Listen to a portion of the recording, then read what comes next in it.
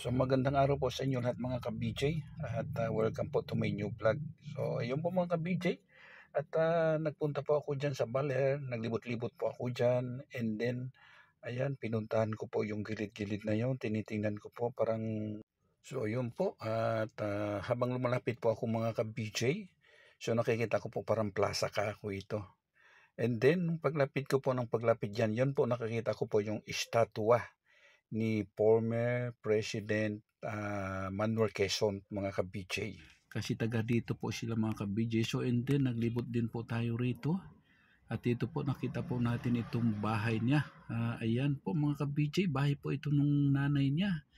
So ibig sabihin kung bahay po ng nanay niya, so dyan po siya mga ka-BJ pinanganak. So ayan po nakita po natin mga ka-BJ. Ayan, so nilibot-libot po natin, pinapasyalan po natin kayo dito po mga ka-BJ.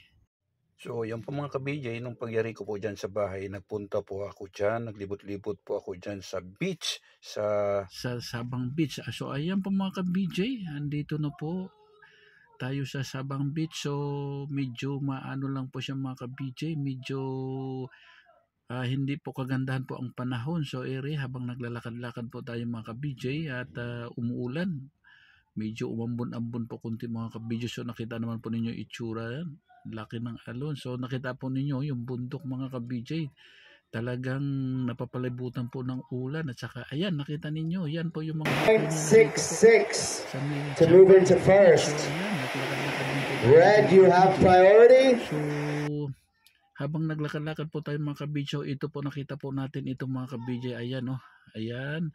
So meron pala ano dito, meron palang palaro po dito ng mga ano, ng mga surfing dito po mga ka-BJ.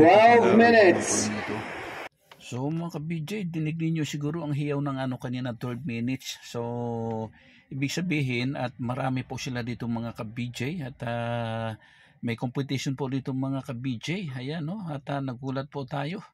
Hindi ko talaga akalain na mayroon pala naglalaban-laban dito mga taga iba-ibang bansa po ito mga ka-BJ. So ganun po ito dinadayo. 10 minutes. 10 minutes remaining.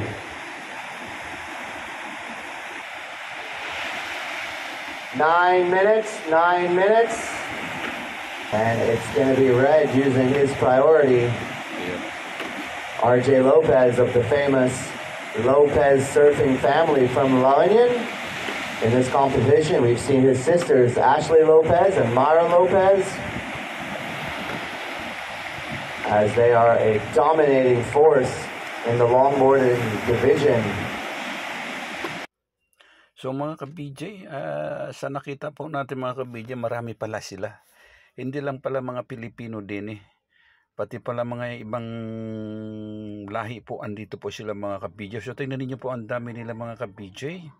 So, hindi ko pa akalain dahil yung sa akin, naglibot-libot lang po ako dito. So, nagulat na lang po ko mga ka-BJ pagdating ko rito kanina. Alright, last wave of Red was a 6-point. Danny is from Java in Indonesia, but he's been living and surfing in Bali for many years. Okay, here's Red again, RJ. So kaya pala ganito mga ka-BJ ang husay nila dahil sa mga ano pala ito mga international pala ito mga ka-BJ. Yung naglalaro din hindi lang po ito mga local. So narinig niyo po sabi ng MC kanina no. Talagang dinadayo talaga itong barrel. Blue.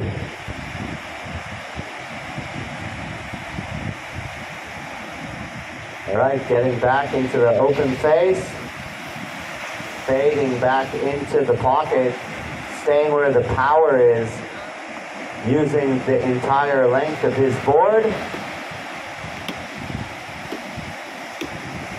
These guys just make it look so easy.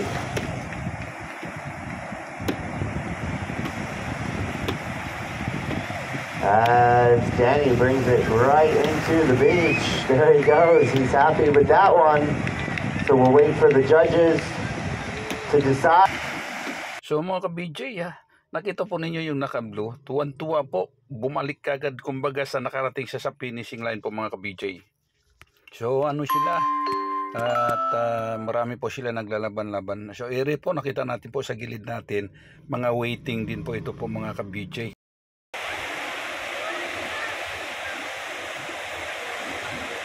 Blue down the road, blue up again.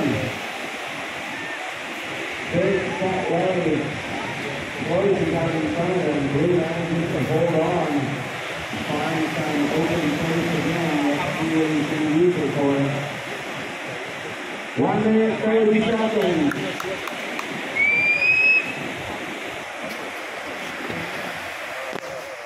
Okay, Lopez. Wow.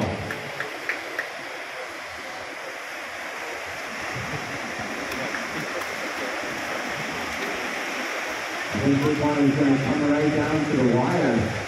So mga ka-BJ, pagmasdan ninyo at ang husay po nila mag-balance, parang ang lambot po ng bewang nila.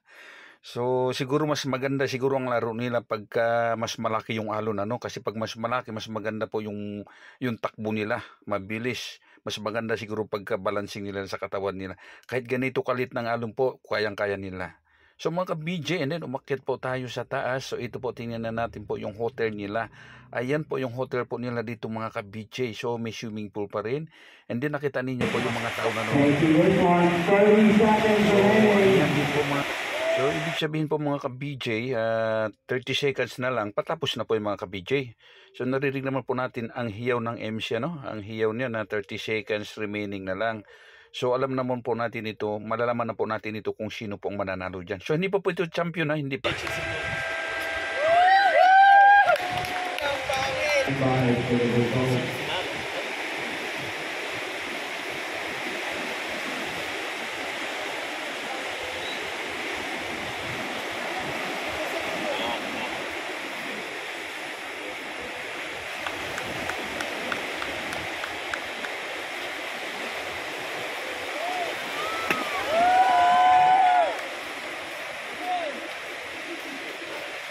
To the semifinals. Danny Rianto is looking for like a 7.01. His second last one was a 6.8. It is just not quite enough. So congratulations, Danny Rianto. Portino, Gene Escobar.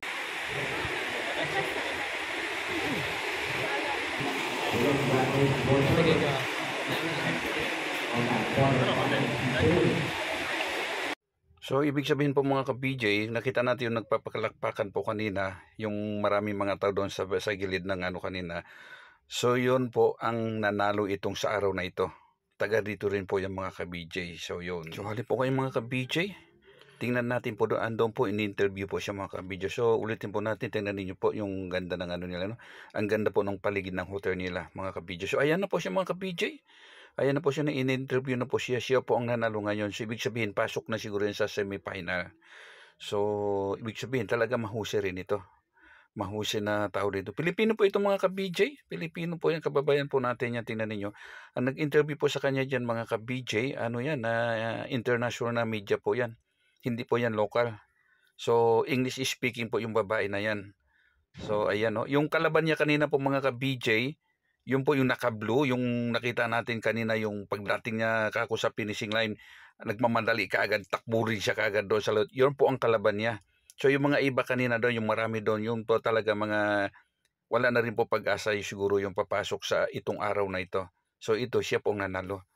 So ibig sabihin talagang ito, talagang trabaho niya talaga ganito ito. Tingnan niyo po yung tsura, tingnan niyo yung katawan niya, medyo maselin po yung mga ka-BJ.